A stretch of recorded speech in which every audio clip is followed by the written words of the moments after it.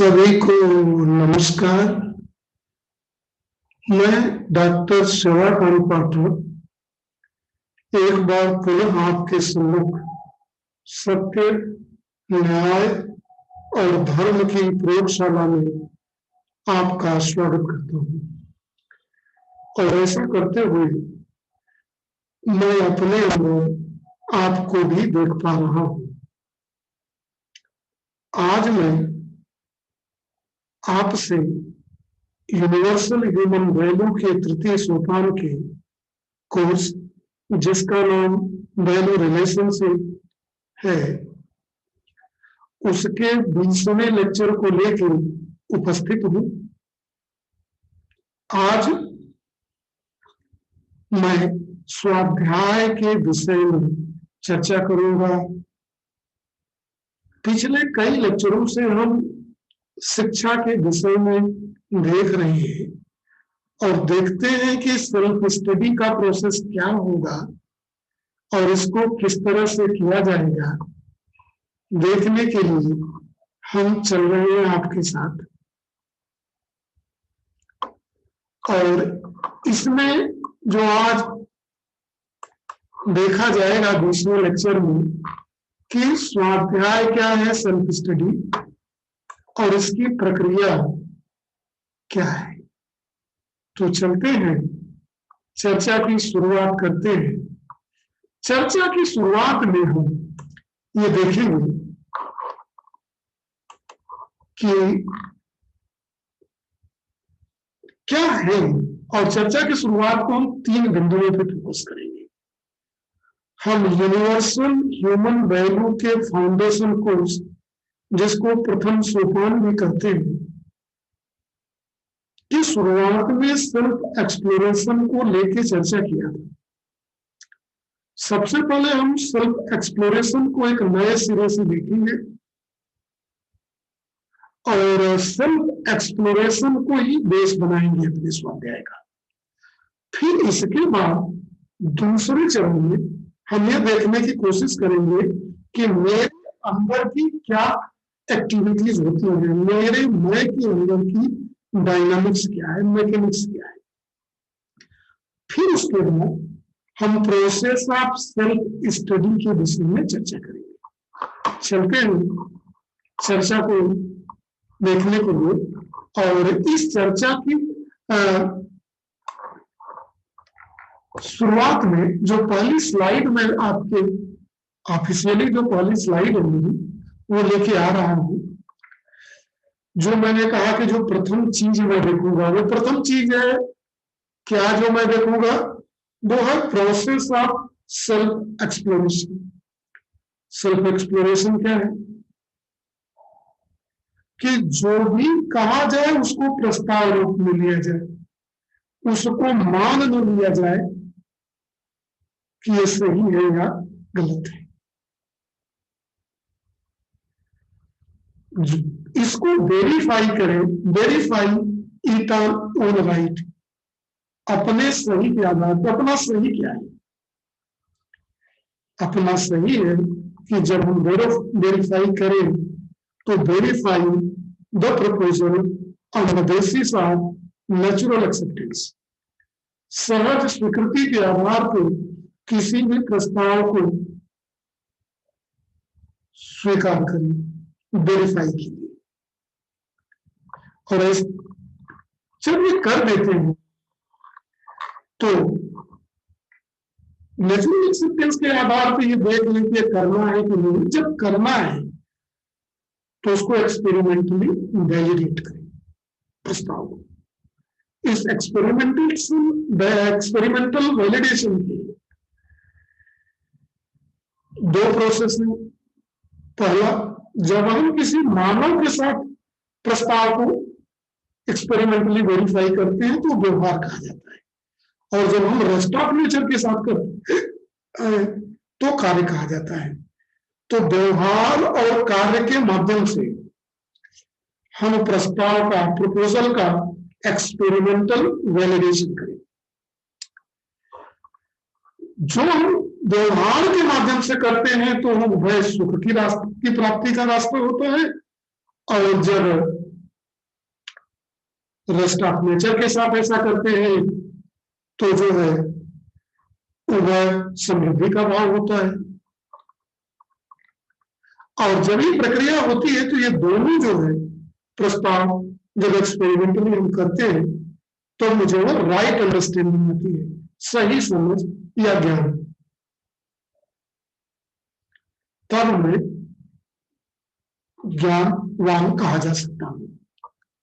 चलते हैं अगली स्लाइड में, देखते हैं कि इसको आगे क्या कहा जाए। जब ये मैकेनिक्स है जिसके अनुसार जो है किसी प्रस्ताव को किस तरह वेरीफाई किया जाए वो है, और इसमें प्रश्न है कि which process is naturally accepted to you. ज्ञान, जो ज्ञान था वहां राइट अंडरस्टैंडिंग, उसकी जगह यहां ला दिया है जब एक्सपेरिमेंटल वेरीफाई करे किस बेस पे, नेचुरल एक्सेप्टेंस के रेफरेंस में। तो कहीं पूछेंगे प्रश्न अपने आप से कि क्या ये प्रोसेस, किसी कार्य को करने की कई प्रक्रियाएं हैं, तो उस प्रक्रियाएं में कौन सी प्रक्रिया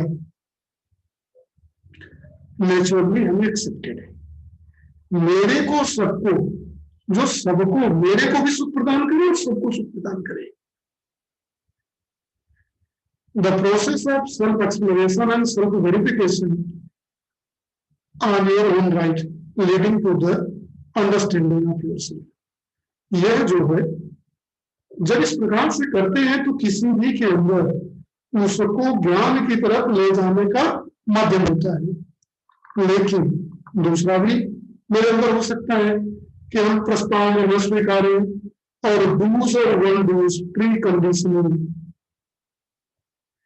एजम्पशंस के आधार पर मान बैठे जैसे ये गलत है, उसके आधार पे हम काम करें विदाउट वेरिफिकेशन। दो प्रोसेस हमारे अंदर हो सकती है। जब मेरे अंदर दो प्रोसेस की बात मैं कर रहा हूं तो अगली स्लाइड को ध्यान से देखिए। यहां दो प्रश्न पुनः मैं आपके सामने करता हूं जब हम सेल्फ एक्सप्लोरेशन के प्रोसेस को यहां समझने की कोशिश कर रहे हैं कि where we want to reach, हम कहां जाना चाहते हैं, कहां पहुंचना चाहते हैं।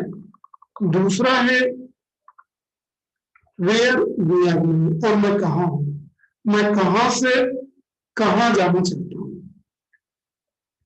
यह सुन के अंदर एक डायलॉग करें। This is a dialogue between अपनी इच्छा, विचार और आशा जो मेरे अंदर शक्ति है उसको के माध्यम से इस पर चर्चा करें कि मैं कहां जाना चाहता हूं और अभी कहां था, कहां से कहां जाना चाहता हूं। और ऐसा करते हुए मेरे अंदर इंस्टॉल करना चाहिए कि सबके साथ में सरलता, सहजता, मधुरता, उदारता, प्रेम, करुणा के भाव से।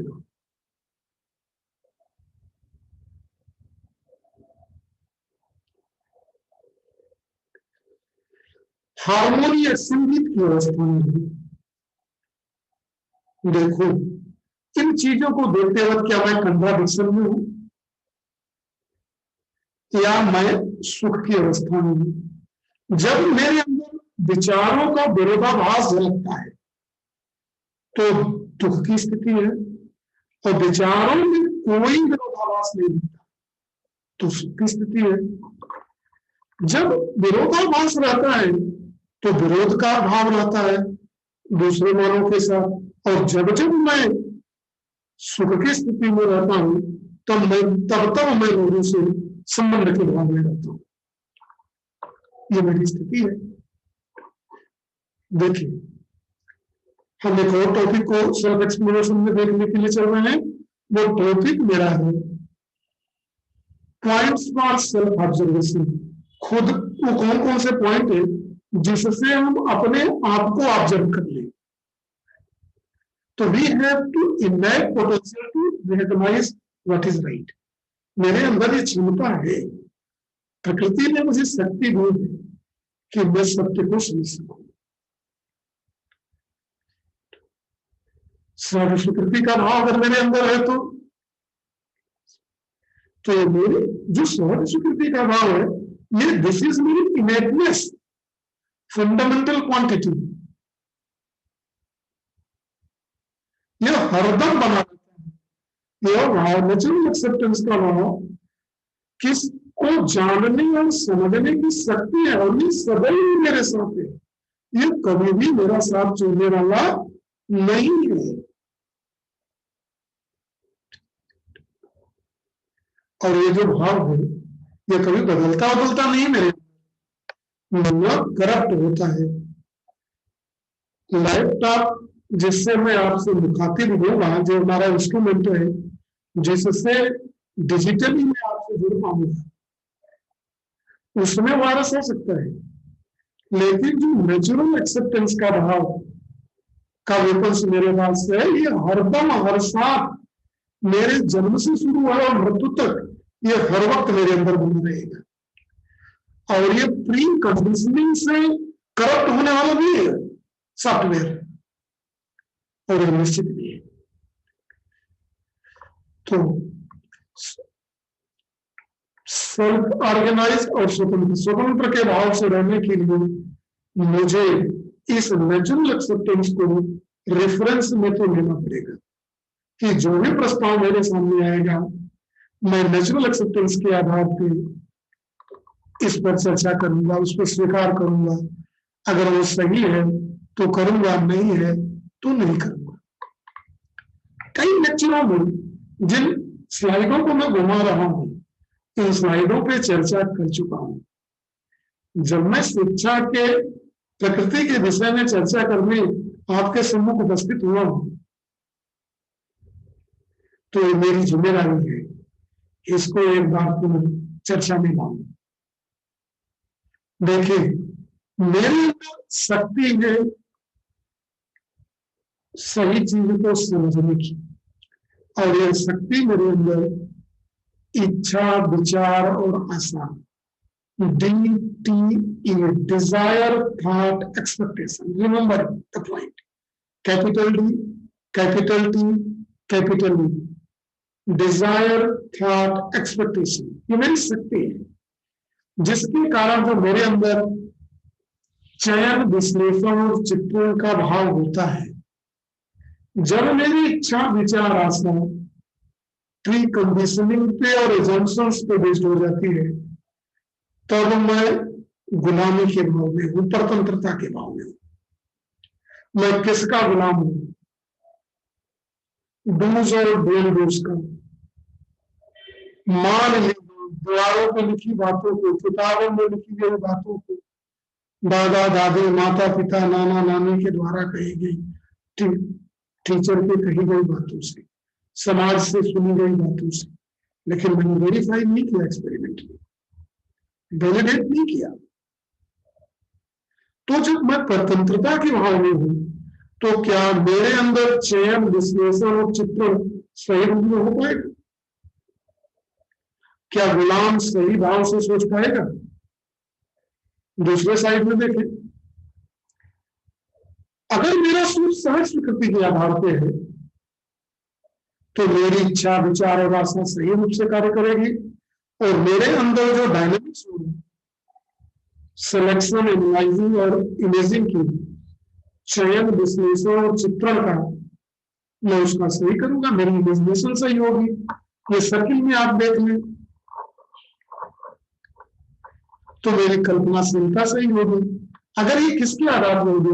नेचुरल एक्सेप्टेंस के आधार, तब मैं स्वतंत्रता के भाव से होऊंगा, स्वतंत्र रहूंगा, विचारों से स्वतंत्र रहूंगा।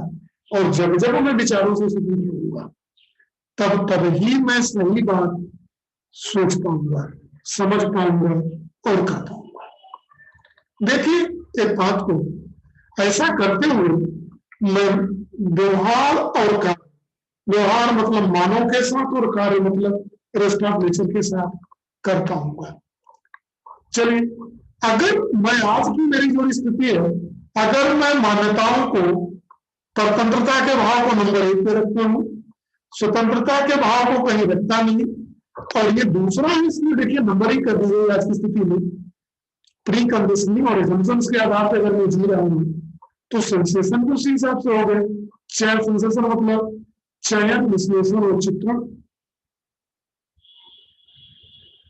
तो मैं अगर पहले नंबर पे प्री कंडीशनिंग को रख रहा हूँ तो परतंत्रता के भाव में, तो परतंत्र गुलाम आदमी क्या सही रूप से सोच पाएगा, सही कार्य कर पाएगा, सही संबंधों में जी पाएगा, विचारों का गुलाम और स्वतंत्रता के भाव से है। तो इसका मतलब हुआ जो तीसरे नंबर पे नेशनल एक्सेप्टेंस को, उसको हमें बदलना पड़ेगा। देखते हैं, बदलने से पहले एक और स्लाइड देख ली। जो क्रियाएं होती है, मैंने मान्यताओं को पहले नंबर पे रखा है। जो आज की मेरी स्थिति है, सहज स्वीकृति से जोरदार रिश्ता, मेरी कोई रिश्ता ही नहीं है। तो जब मैं प्री कंडीशनिंग में जीता हूं तो मेरे अंदर जो चयन, विश्लेषण और चित्रण, टेस्टिंग और कंपेयरिंग, जिसकी चर्चा मैं पिछली स्लाइडों में कर भी चुका हूं, तब ये जो संवेदनाओं से, दिस इज अनगाइडेड। मेरा अनगाइडेड सेंसेशन और अनगाइडेड हेल्थ और प्रॉफिट होता है जब मैं किसको पहले नंबर पे रखता हूँ, एसम्पशंस को, प्री कंडीशनिंग्स को, मान्यताओं को, अनगाइडेड गुलाम हूं विचारों का, दूसरों के विचारों का, दूसरों की कही कहाई बातों का गुलाम हूं मैं, उसी को सच मान लिया, वेरीफाई नहीं किया। तब मेरी स्थिति कभी सुख की कभी दुख की रहेगी।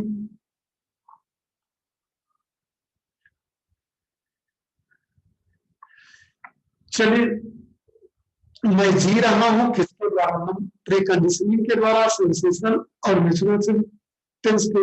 तो मेरा जो कल्पनाशीलता है, it is motivated by 3 things: pre conditioning और सेंसेशन और नेचुरल एक्सपीरियंस। किसको रख रहा हूं? ये B2 का था। अगर मैं इस स्थिति में हूं तो there is no process, there seems to be no possibility of continuity even at level of 2। मैं B2 से B1 के ट्रांसमिशन की बात पिछले लेक्चर में किया है, लेकिन ये B2 का स्लाइड है, जरा स्लाइड को देख लें। ये जब ये अनगाइडेड रहेगा, किस पर बेस्ड होगा? प्री कंडीशनिंग में संवेदनाएं उसी हिसाब से रेगुलेट होगी। दूर दूर तक नेचुरल एक्सेप्टेंस का कभी आता है 1000 प्रस्ताव में तो आ जाता है, नहीं तो 999 में वही स्थिति है, नो पॉसिबिलिटी ऑफ कंटिन्यूटी। तब एक व्यक्ति के अंदर बहुत गहराई के साथ विचार करने की जरूरत है। देखिए,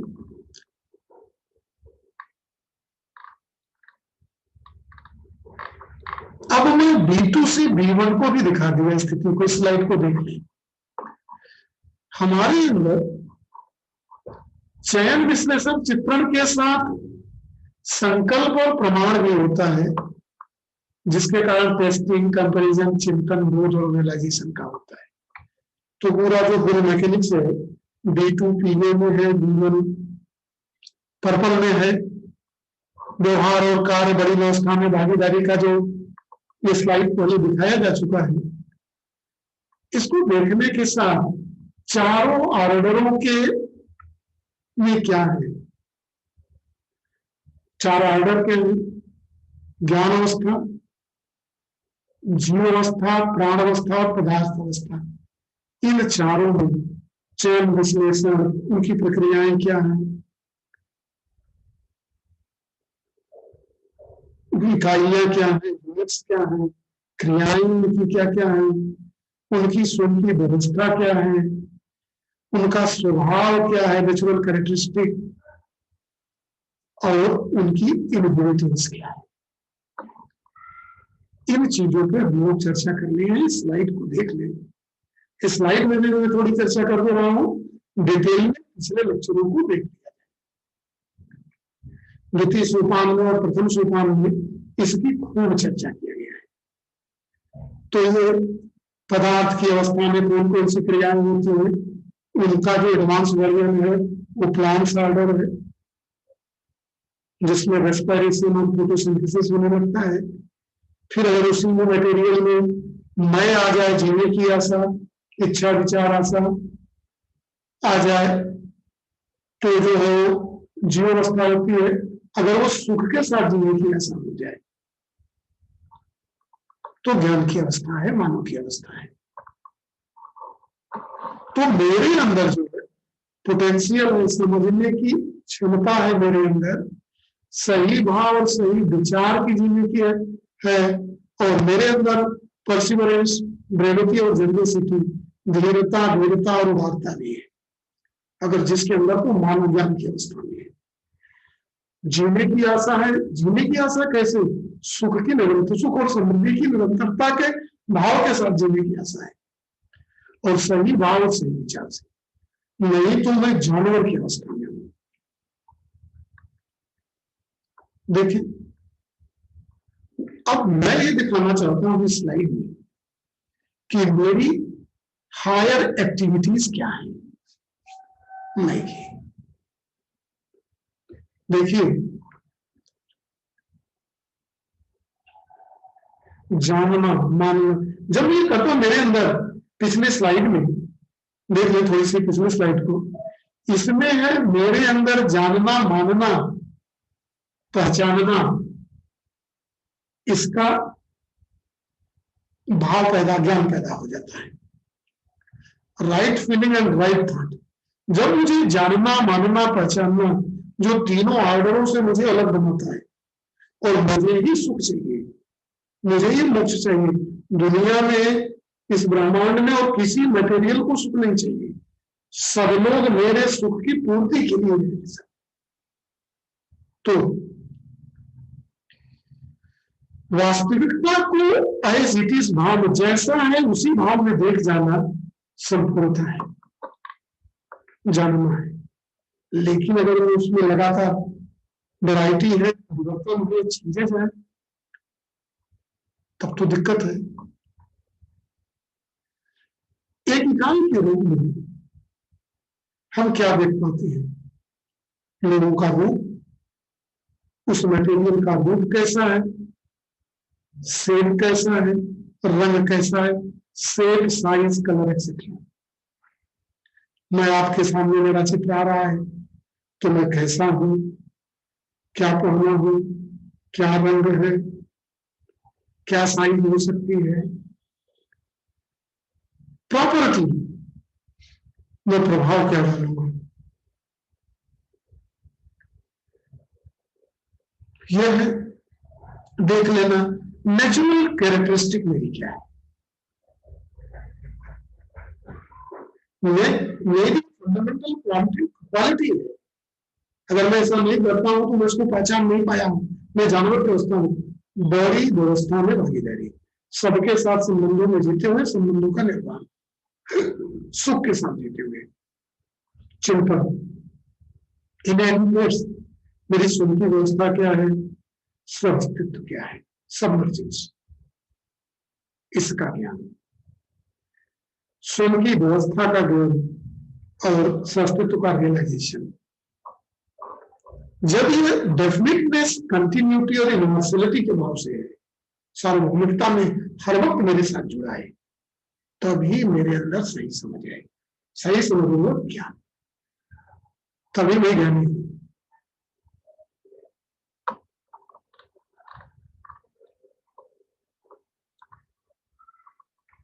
फिर देख लें, फिर मेरे अंदर वाली जो पुरानी स्लाइड थी, उस स्लाइड को फिर दिखा रहे हैं।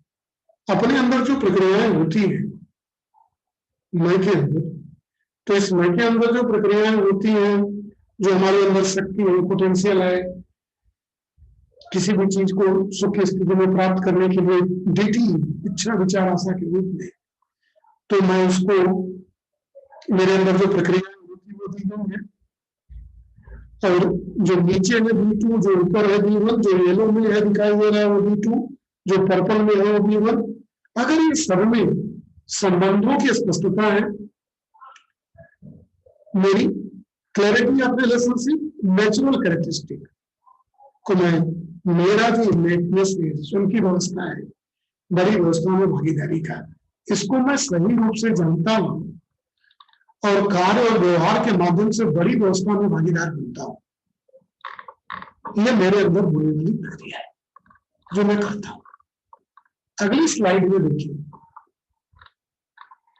पूरी स्लाइड को देख ले, केवल इसमें है क्लैरिटी ऑफ हार्मोनी, जो इन दोनों में को बहुत वाले बहुत ध्यान से देखिए।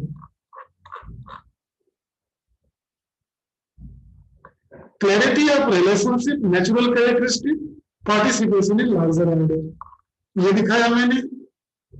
फिर दूसरी स्लाइड में, स्लाइड नहीं है, क्यों इस स्लाइड का जहां मैं उंगली लगा रहा हूं,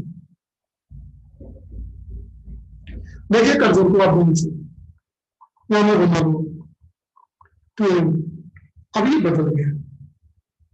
clarity of harmony in nature, मुझे उसके साथ साथ मेरे पास क्या होना चाहिए, मधुरता के साथ जीने की, प्रकृति के साथ संपूर्ण चारों लेवल की हार्मोनी में जीना, सहजता, सरलता, मधुरता, उदारता, धीरता, वीरता, गंभीरता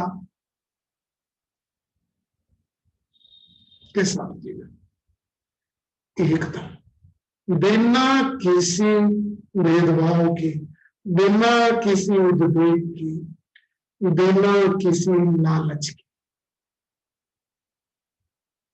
स्वयं की व्यवस्था और धारणा को समझना। ये जो पर्पल जोन है, इससे जानना है। फिर उसके बाद फिर आगे चलते हैं, कंटेम्पलेशन, अंडरस्टैंडिंग, जो ध्यान से मेरी बातों को देखिए, तब इन बातों को सही रूप से समझ पाएंगे। चिंतन है पहले ये लोग इमेजिनेशन, किसका, clarity of relationship, natural characteristic, participation in larger order. दूसरा आ जाए स्लाइड में, अंडरस्टैंडिंग किसकी है, clarity of harmony in nature, self organisation, innateness. तीसरे में आ जाए, अंडरस्टैंडिंग थी है, फिर रियलाइजेशन किसका हो, क्लैरिटी ऑफ कोएग्जिस्टेंस, सबमर्जेंस, अस्तित्व की स्पष्टता, एग्जिस्टेंस, सबमर्जेंस का भाव क्या है, इसकी जानकारी, रियलाइजेशन होना जरूरी है। जब हम सारी मैकेनिक्स को सही दिशा में अगर हम रेगुलेट करना चाहते हैं, तो देखिए अगली स्लाइड को देख लें, जिसमें चिंतन, participation in larger order, relationship, व्यवस्था में भागीदारी, तीनों को एक साथ देखें, हार्मोनिक नेचर, व्यवस्था और पूरकता, तीसरा अनुभव किसका, कोएग्जिस्टेंस, स्वास्तित्व का। इस स्वास्तित्व को समझना ही मोक्ष की प्राप्ति, परमानंद की प्राप्ति है। जो मेरे अंदर ये डायनामिक्स है, इस डायनामिक्स को हम देखना चाहते हैं। आ जाए देखिए, जो आप देखने चल रहे हैं, कंटेम्पलेशन देख लें बहुत ध्यान से। कंटेम्पलेशन को देखेंगे, अंडरस्टैंडिंग को देखेंगे, रियलाइजेशन को देखेंगे, कंटेम्पलेशन को देखेंगे। कंटेम्पलेशन किसके लिए, बड़ी व्यवस्था में भागीदारी के लिए। जैसे कुछ प्रश्न है, हम जाने कि मेरी इस अस्तित्व में मेरी क्या भूमिका, मैं किस लिए आया, किस काम के लिए आया हूं, केवल बेटूक बनाने के लिए आया हूं, चोरी करने के लिए आया हूं और चोरी करके सुविधाओं के संकलन के लिए आया हूं, या और क्या है, और कुछ करना है। What is my own existence. दूसरा, what do I have to do as a human being. जब मैं मानव हूं तो मानव के रूप में मुझे करना क्या है, क्या what is available for me, क्या मुझे करना, क्या मेरे लिए मूल्यवान है करना, क्या मुझे करना है, क्या मुझे नहीं करना है। जो ये सिस्टम चल रहा है, अस्तित्व चल रहा है, इस अस्तित्व के चलने में मेरी भूमिका क्या है? What is my participation in larger idea? खुद में अपने को चलाने के लिए, परिवार को चलाने के लिए, समाज को चलाने के लिए, और प्रकृति को। प्रकृति मतलब वनस्पति, जीव और निर्जीव, समस्त जीव और समस्त निर्जीव material. What is my role in existence? इस प्रश्न पे देखिए तो जब ये देखिए तो relation of mutual fulfilment of human, संबंधों में रहने के लिए लोगों के साथ मेरे संबंध कैसे हो जो वह सुख की प्राप्ति करे और अखंड समाज की तरफ ले जाए। और संबंधों में मैं मानव के अतिरिक्त सिर्फ प्रकृति के साथ कैसे रह पाऊं, जीवों के साथ, वनस्पतियों के साथ और निर्जीवों के साथ। ये जो तीनों का नाम मैंने लिया, ये सबके सब मेरे साधन है इस पूरी व्यवस्था में सुख पूर्वक जीने के लिए। देखिए, ज्ञान के आधार पर बड़ी व्यवस्था में जब हम भागीदारी करने जाते हैं तो क्या मैं देख पाता हूं? मुझे सुनिश्चित करना पड़ेगा कि मेरी भूमिका क्या है, मुझे क्या करना है, और तभी मैं अपनी इच्छा को पूर्ति कर पाऊंगा कि किसके लिए, और तभी मेरी इच्छा निश्चित नहीं हो पाएंगे। देखिए, अब हम देखने चल रहे हैं ज्ञान को, अंडरस्टैंडिंग को। Activity of contemplation, understanding. Understanding किसका ज्ञान? सहजता, सरलता, मधुरता में जीना। किसके साथ? स्वयं के साथ, परिवार के साथ, समाज के साथ और संस्कृति के साथ कैसे जी पाए, इसको कहते हैं 4 लेवल की हार्मोनी। कई बार इसकी चर्चा कर चुका हूं। स्वयं की व्यवस्था की, जो हमारी स्वयं की व्यवस्था है, इनके साथ सरलता, सहजता, मधुरता, उदारता के साथ जीने की, मैं उसको कैसे जी पाऊंगा? यह समझ पाना मेरे लिए बहुत जरूरी है कि मैं इस पूरी व्यवस्था में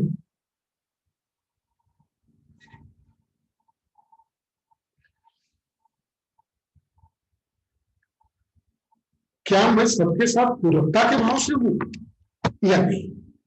मुझे पूरकता के भाव में जीना पड़ेगा।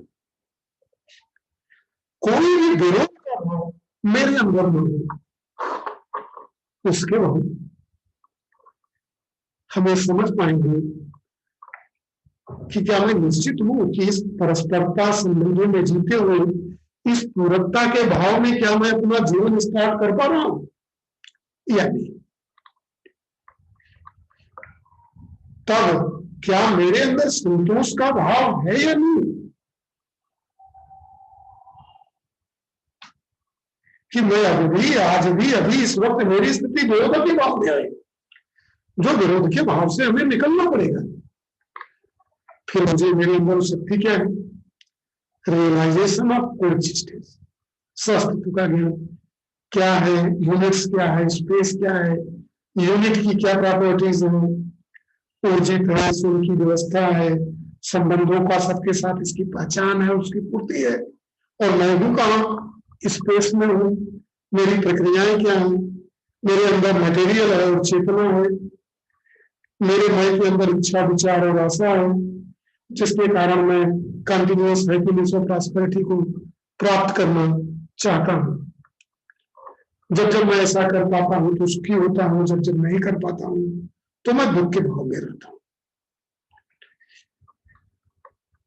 ये सब जान पाना, समझ पाना, संबंधों में जी पाना, स्वास्तित्व का सही ज्ञान हो पाना ही ये रियलाइजेशन विदिन है।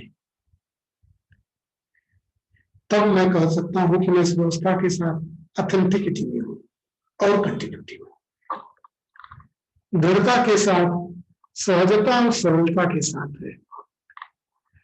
अब मैं देखने चल रहा हूं lower activity of self being guided by higher activity. When these higher activity are self-awakened, देखिए, जब मैं जो हायर एक्टिविटी जिनकी चर्चा की मेरे अंदर जो होता है, अगर ये अपने आप में रेगुलेट हो जाए, सही रूप से चलने लगे, तो अंदर की जो लोअर रेगुलर एक्टिविटी है हमारे अंदर की, इमेजिनेशन की, B1 ऑर्डर की, वो अपने आप आ जाती है। फिर इन दोनों को, B1 और B2 दोनों प्रोसेसेस को मिला के हम पूरी प्रक्रिया को, मैकेनिक्स को कंप्लीट कर पाते हैं। तब मेरे ह्यूमन कंडक्ट, हमारा जो मानव स्वभाव है, इस पूरी मैकेनिक्स से प्रभावित होता है, और तब मैं स्टेट ऑफ हार्मोनी में जीने के लिए सफल हो पाता हूं। आज के लेक्चर में मैं इतने पार्ट को लेके आपके सामने हूं। जो प्रेजेंट स्लाइड दिखाई जा रही है, इसी स्लाइड का मैं चर्चा करूंगा इसके बाद अगले पार्ट में, और तब मैं फिर देखने की कोशिश करूंगा। इस मैकेनिक्स को देखने और समझने के बाद, पूरी चर्चा के बाद, तब पहले मैंने आपको पूरे मैकेनिक्स के विषय में समझाया, और इस पूरी मैकेनिक्स को समझाने के बाद तब मैं सेल्फ स्टडी एंड प्रोसेस, स्वाध्याय और स्टडी की चर्चा करूंगा। आज के लिए बस इतना ही। फिर मिलेंगे सेकेंड पार्ट में आपके साथ, लेक्चर नंबर 20 में। तब तक के लिए सभी को एक बार पुनः नमस्कार।